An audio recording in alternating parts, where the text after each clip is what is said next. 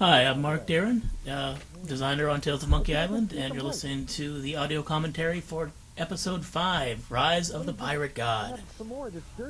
I'm Mike Stone, designer on Tales of Monkey Island. I did nothing on this episode but watch it getting made while I worked on Sam & Max.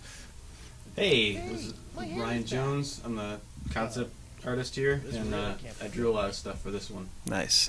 I'm Jake Rodkin. I directed this episode with Mark. And this is Dave Grossman, the design director and general layabout. Mike Stemley just lied to you. He actually wrote a huge section because I got caught up in writing. I needed some help and gave him the whole treasure hunter section to write, and he did all of that. So there. Oh, yeah. I guess I did learn something. It's all a blur now. This is the episode that everyone worked on, Yeah, including half of the Sam & Max team. That's true. Yeah. There is a pretty decent-sized pig pile on this puppy. Oh, this is episodic gaming at its finest. The old Grog XD thing was going down in the news while we were working on the series, and we actually managed to work in a reference in that soda machine right there. Yeah. I think we accidentally made 2 Grog XD references this season because it's one of the things that can randomly be on Guybrush's crew farm too. So we love Grog XD. If you don't know what that's about, look it up online. There's a funny story about that. I love how Guybrush looks as a ghost. Yes, that was all Jake. He made Guybrush cool and see-through. I originally said no bones. I think that's silly, and then you did it anyway. There had again, to it be was bones. awesome. I really wanted him to look the same as the concept art from the first game of Ghost LeChuck with the... And you were right. Yeah, I was right. What? Wasn't there originally a creepy hand sticking out of the side of that pile of gold? Yeah, there was a hand holding a torch. Murray? It made no sense. Goodness. Not that I'm scared of Murray. Murray's a punk. You hear that, Murray? You're a punk. This episode was definitely the hardest one to write. You look like, Yeah, by the time we got to this episode, we had kind of reached the climax of the story in the previous one when Guybrush got killed. And our plot synopsis on paper was just kind of Guybrush comes back from the land of the dead and kills LeChuck. Right. It's happened with every series that we do. We'll plan out the season, and we'll be pretty detailed about the plans for the first couple of episodes, and then we get to the end and it's like, oh, got to start writing these individual ones. And meanwhile, the end of the season is kind of very loosely planned in that way, and then we finally get to episode 5. I'm like, oh, wait, there's some work we forgot to do. There has to be a game. We need to wrap up all these plot threads. No. You are too. Now go away. Well, you'll be happy to know that I I mean, no, it works like a well-oiled machine at all times. What? Death must have scrambled your noggin. LeChuck killed me. Desage killed you. In the 4th episode, when Morgan whispers something to Guybrush at the end, and we put in an explicit director's note of, she says something unintelligible that Guybrush will misinterpret as Desage killed me, and then I left it to Mark to actually figure that out, and he punted it back to me. So I ended up writing a really horrible line about what to explain it away. That was good though. Look, I'm not planning I like the way this in-sword compliment sword fight came out. I know early on when we had just started producing these, I had made the statement we're not doing any kind of insult sword fighting, and people questioned that, and I stood by it, and I wasn't planning on it. And somewhere along the line, somebody mentioned that we would be fighting 2 people at once in insult sword fighting, and I liked the idea, so I worked really hard to try to make it work. And not make it overbearing as well. LeChuck? Yep. But then, even then, some people said, "Oh, insult sword fighting's back," but it was so short in this game. So Yeah, it was an homage. yeah, puzzle. I thought that was great. But it worked really well. I liked it. He just wanted to kill me, huh? Aye, that makes sense. Smaller men quiver at my unmistakably masculine swagger. The way I wave this sword around, it's like I'm a little boy. Believe me, you're all woman. I'm useless. We also talked about having that guy with the missing head have his head wrapped up in bandages and only half a mustache in a cast. Oh yeah, He's supposed to be really messed up. yeah. Oh, I think it's because people were concerned that he would look very similar to another male character in this scene who's sitting right next to him. But Morgan, right? yeah, That's the Morgan. Is that a good idea? Or not. What? No, this is just my reputation. I can She's easily go back. lying. It's not just her reputation. We went back and forth a lot about how subtle to make this scene, I remember. Yeah, there's a lot of bits in this where I had written it kind of out completely, not really intending to keep it that way, but also not necessarily having the time to edit it. But you guys helped jump in and Yeah, pull everyone beat it back up. when it was too overt and made it where it should have been. Hey, But I mean, looking at people who had played through it, some people oh, heck no. thought that I don't some want people anything stuck caught in on to the fact that it was independence and not reputation. Some people didn't, but only some people hated it. So I'll figure it out. It's one of the hardest things, though, is judging, like, how is the audience going to generally receive this, and where is that line beyond which we're just insulting their intelligence by spelling everything out Right. too explicitly. yeah, we probably shouldn't have cut the secret of Monkey Island out of the script, though. Huh. Yeah. I love the fact that we made a genuine voodoo crossroads thing with a Monkey Island theme. Yep. And the fact that he poked it with a giant Q-tip. Yeah, and the fact that it makes a weird kettle drum sound, which not everyone liked. I liked that it sounded like, for some reason, the crossroads sound like a crusty metal garage door or something. Yeah, I love the way the art direction went in this episode. It got that really dark, scary feeling to it. The Chuck ship is amazing. I kind of wish we had some of these designs in the earlier episodes, but the fact that we didn't made it even more amazing when it showed up here. Well, yeah, Ryan painted, or you did a pencil sketch yeah, of I the did a ship, pencil and sketch. then Derek, who did a lot of our lighting, just came in and painted it, just looking like the most crazy. Badass. Yeah, it's awesome. I broke your spirit, not your back, is a great line. LeChuck walking is funny. Little legs. Little teeny pirate feet. Oh yeah, we got skeleton minions back for this as well. Yes, Just everyone can see that. I just thought I'd say it. that was an important thing. I also like the fact that the crossroads open and he just totally misses the ship. Oh god. The Yeah, that was- original animation of that was very disturbing. Yeah, when the sponge went into the. But Yeah. the director's notes for that was just like LeChuck says something and then the sponge is in the crossroads rip. It's like, what? I got a bit vague on the Do director's the notes in minions parts. do it? Do we just model a trebuchet? He throws it. He Apparently. throws it. He's LeChuck. What's going on here? Guybrush?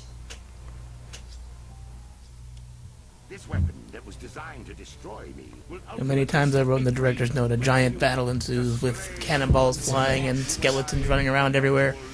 And at that point, just left it up to the animators.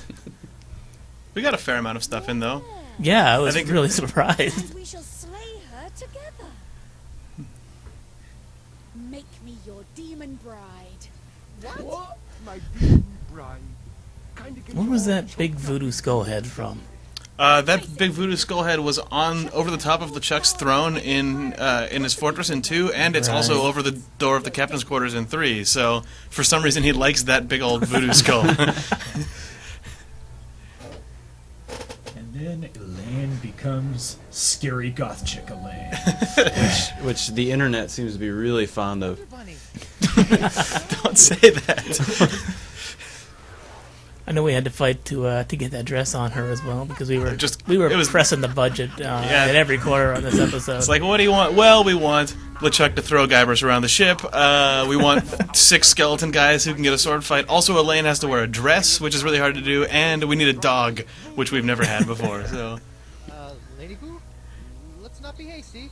and Elaine has to spray Guybrush with root beer and turn him into a skeleton. and that has to look amazing. So what's the problem? Yeah. Yeah, it's all fine. See, it's all here.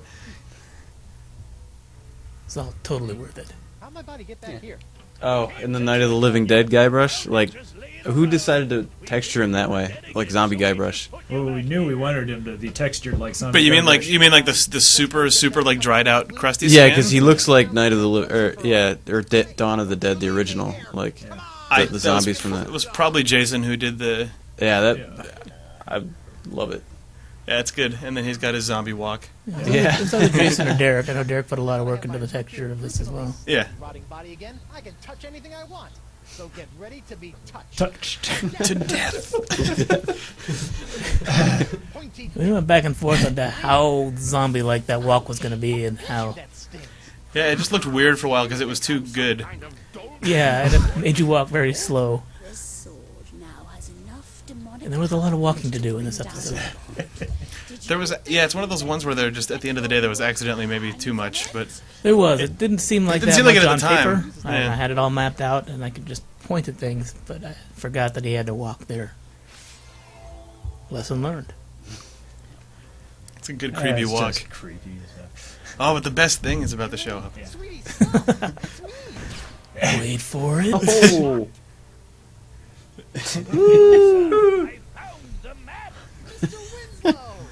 Winslow easily became my favorite character to write for.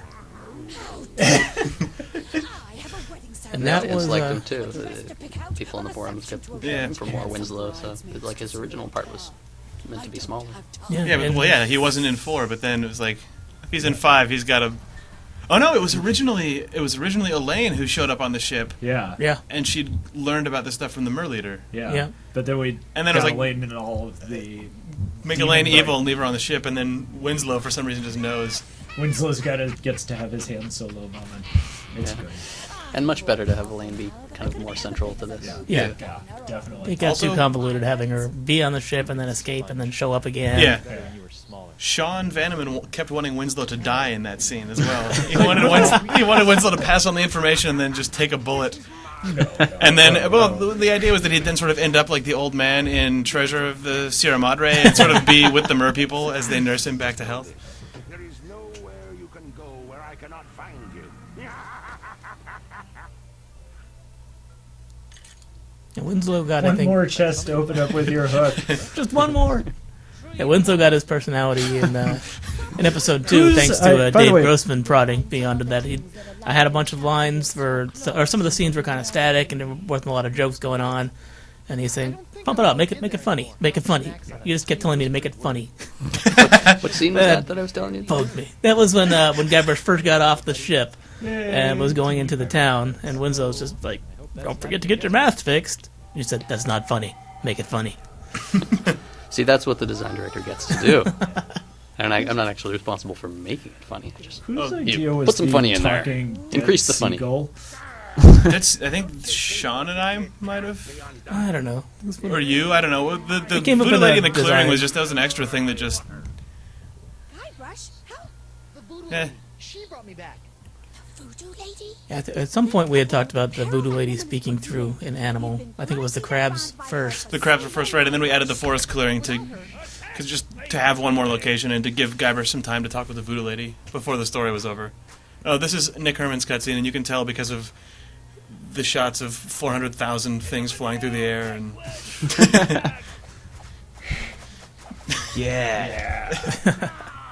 Enough of this. my favorite Winslow shot of the series. Far too long. Elaine is mine, my demon bride, to make me. I think at some point that last puzzle involved climbing on those frozen tridents that were stuck in the air. Oh, jeez. But it was complicated enough as it was. Well, the original version of this puzzle was just Guybrush is in the afterlife, LeChuck is jumping back and forth, and you close it. To work with, does he? Was that it? Yeah, that's pretty much it. And then it turned into like Lethal Weapon. Oh, yeah, yeah. you're right. There was not really a big thing at the end originally, and this episode didn't really have a centerpiece puzzle. Treacherous gesture, my So we worked hard on getting that in at the last minute. Yeah, that was another one of those. Also, Yes, after everything had already been budgeted you thought out. this episode was over budget. Well, we went 5 minutes of animation of characters throwing each other. Yeah. Nice callback on the buttercup too.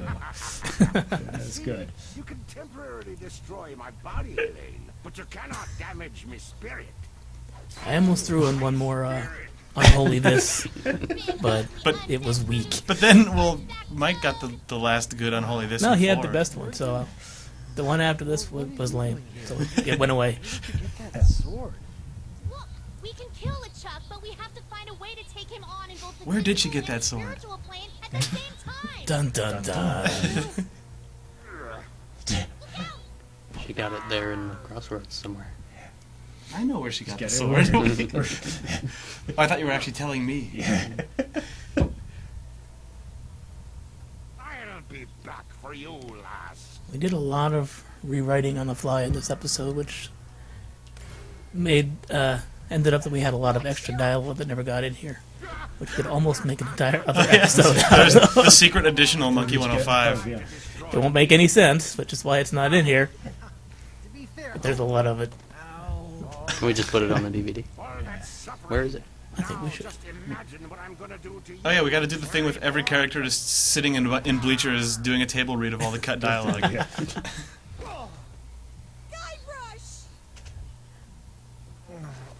The epicness of Guybrush getting the living bejeebus beaten out of him is wonderful. Yeah, this was sort of like, like, you know, we had a human LeChuck who was goofy, and that was kind of a reflection of LeChuck sort of has trended towards being a sort of goofier villain over the entirety of Monkey Island. After like, Yeah. we thought it'd be cool to just make him a straight up jerk again. Yeah. And a brutal, Had to be that way. sadistic SOB. Yeah. But just no one likes this guy, but he's so nice, or at least he's like funny. Yeah. One of my favorite things was reading on the forums how people don't like to play this segment of the game because they just feel so bad about Guybrush getting beat up. I know. And every Look at time they this. do something, they just feel really bad. That makes me smile.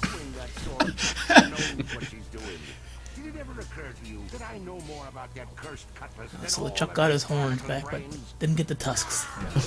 Yeah. It's just not Not those easy to tusks. make people feel bad in a comedy game and still have it be good. Just like the Guybrush trying to make lame jokes after every beat. Yeah, he still has his little one-liners, and he's still doing the most stupid puzzle solution to get out of this situation. I'll make it. Yes, give me a big enough lever, and I can. And I can't compliment Dominic enough for his performance Yep. throughout and the level of emotion that he was able to put into this goofy character. And then there's the most indulgent callback ever of the Cannon pot on head. Pot on head. Oh, and also Dominic is extremely good at rhythm-based games. He Oh yeah, that is guy like amazingly good at. he destroys everyone at DDR and taiko drumming and stuff. Yeah, I don't know about DDR, but he's obsessed with Guitar Or Hero. Guitar Hero, that's Yeah. the one. It's instrument stuff. Yeah, he's a big gamer. That's good. This was something we knew we wanted to do very early on.